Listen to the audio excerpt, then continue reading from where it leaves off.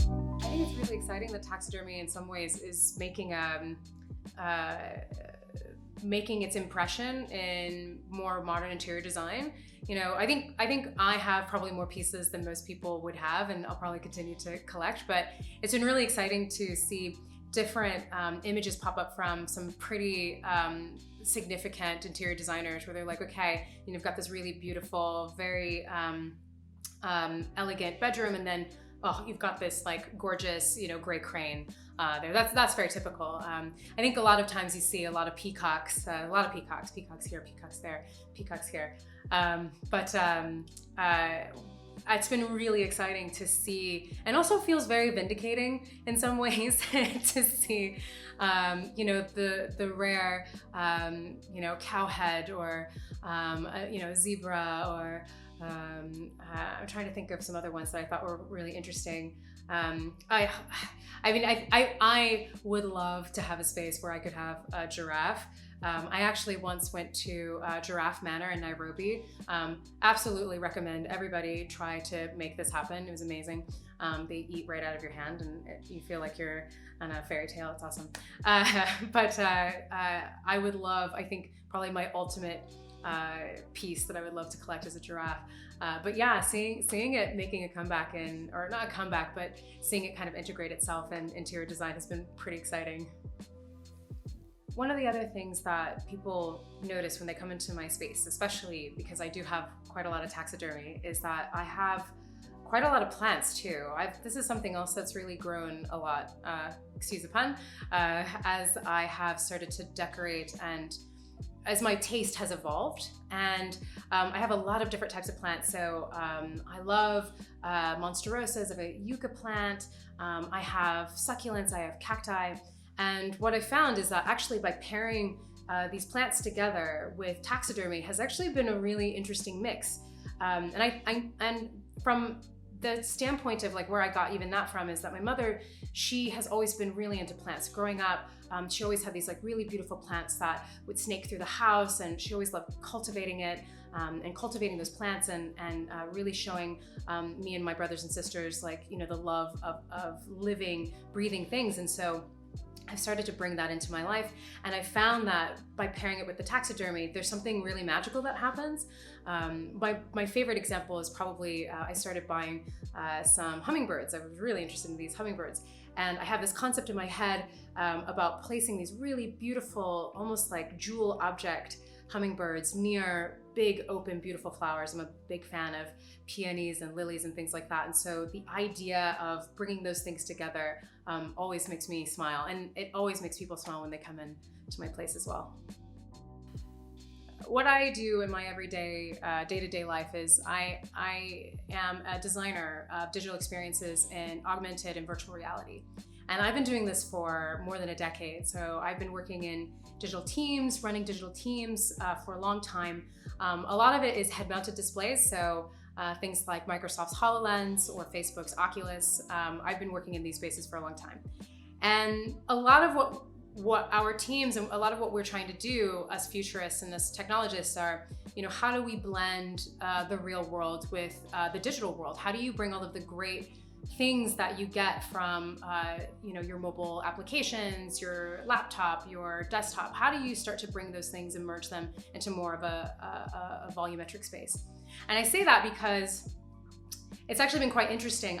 I have seen over time that the more digital my personal or my professional life has gotten, the more analog my personal life is. I crave being able to touch and feel physical objects, being able to move things, feel the weight and the heft of things. I pay a lot of attention to material, and so I have in my home a lot of mixture of marble, fabric, brass, silver, leather, and all of these different textures and objects and feels, or all these different things stand in real contrast to the digital, which is a very visual thing, right? Yes, you can interact with objects, but we are not yet to the place where we can actually reach out and touch digital content. But we'll get there. But for now, my two worlds they remain pretty separate, but one of the things that I'm really hoping to do, especially as a designer in the space, is over time to try and merge those things together. So it's been pretty exciting to even think about my own space and think, okay, what would I want to bring into this digital space if it was like a different, if a digital object came into the space, what would that feel like? How would it sit along with all of these other things? Yeah. I suppose one of the things that makes me sad sometimes when I am looking at pieces, when I hear that it's almost extinct or it's extremely rare, and I think that there's such a great service that especially natural history museums do for future generations and the current generation to be able to see things that typically cannot be seen. But it is sad when you think about how the way that environmental issues are going, that many of these animals are struggling in their habitats. And so one of the things that I hope I see more in the future, especially when it comes to taxidermy, is I'm hoping to see more of a connection between how these kinds of purchases can also go to help and restore some of these habitats, because I think that that's really important. And ideally, the types of taxidermy that people have, especially in private collections, are there to be viewed as beautiful objects or beautiful animals that are flourishing, as opposed to just the last few that are struggling in their current environment.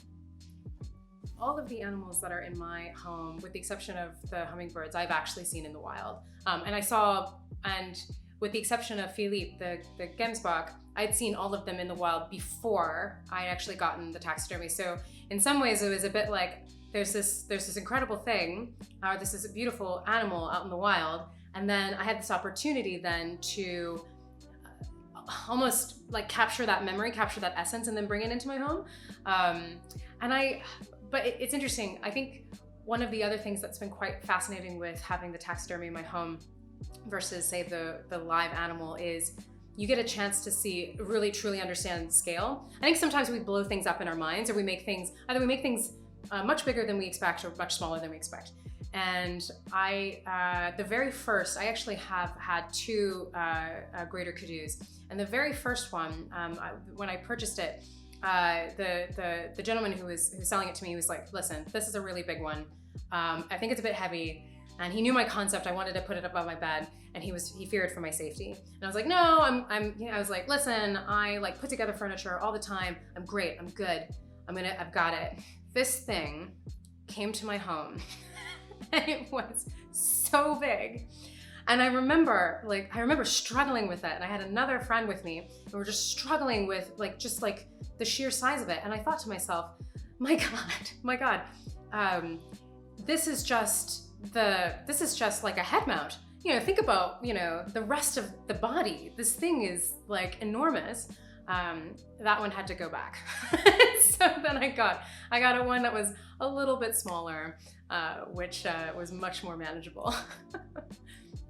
So I do a lot of traveling. I travel to a lot of different cities. I also travel a lot in nature, and I think one of the things that has been really interesting about getting into taxidermy is, in the olden days, especially before technology, the way that people saw these animals, these wonders, is they would either go to a person's home. They have a personal collection, right? Or maybe they have enough, or then maybe they had enough money to actually go to some of these places, faraway places where they could see some of these things. And even then, it's not guaranteed, because animals are wild, right? And you can't guarantee what it is that you're actually going to see.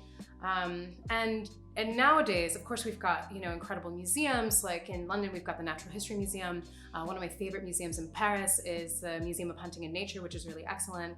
And there's all of these different opportunities for family and people to go and see things. And I think personal, private collections have become rarefied. But it doesn't take away from how incredible it is to actually have some of these objects. And so one of the great things about technology, and especially being able to go to a website and see really beautiful, high quality images of a variety of different, very rare and unique pieces, is to see and to think. And actually, imagine that anyone could actually bring these things into your home, and that they come with a range of different price points. I've actually had people, good friends of mine, who they'll come into my home and they're like, wow, this is so interesting and amazing. How much was it? How easy was it? And I'm always happy to give them information. And I've actually converted some people. We've got a couple of friends who have actually bought some pieces, but it always amazes people when they first hear about it, or they see photos, even my own photos of my home, and they actually see it in my home, how technology has allowed me to do this, to bring these things in. It's really incredible. So one of the first things that people get when they come into my home is that I introduce them to my taxidermy. I have named every animal in here, without exception. So I've got Philippe, who's my gemsbok. I have Camille, she's my fox. I have Claudette, she guards my books on the floor. I have my zebra, that's Josephine. And I have Julien, who is sitting above my bed, and he guards my dreams, which is really nice. I also have my birds. This is Cézanne and Delacroix. You probably noticed that all of these are French names. Why? I'm not entirely sure. I think it sounds fancy in some ways. It's nice to have there's some, I don't know, some elegance to having these really beautiful French names. But then also, by giving them names, it means that they're a part of my family. They're not just a book that's sitting on the shelf or a picture that's hanging on the wall. They are, I don't want to say pets, because I think that sounds a bit strange, but they are objects that are elevated and worthy of names. And so that's been pretty nice. And one of the great things too is that as I start to think about the names, I try to think about even the meanings of the names as well. With my hummingbirds, actually I'm hoping to be able to collect more. And my father, he's a great lover of French Impressionist painters. And he gave me the great idea of naming my hummingbirds after French Impressionist painters. So as my collection grows, I will continue to collect painters, which I'm pretty excited about. I'm looking for Monet next, I think, yeah.